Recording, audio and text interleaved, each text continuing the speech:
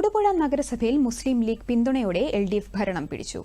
CPIM-ന്റെ സബീന ബിഞ്ചു നഗരസഭാ ചെയർപേഴ്സണായി തിരഞ്ഞെടുക്കപ്പെട്ടു. സബീന ബിഞ്ചുവിന് 14 വോട്ട് ലഭിച്ചു. 5 ലീഗ് കൌൺസിലർമാർ LDF സ്ഥാനാർത്ഥിക്ക് വോട്ട് ചെയ്തു.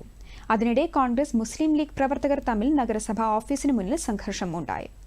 പരസ്പരം ആരോപണം ഉന്നയിച്ചതാണ് സംഘർഷത്തിന് ഇടയാക്കിയത്. വൻ പോലീസ് സന്നാഹവും നഗരസഭാ ഓഫീസിന് മുന്നിലുണ്ട്.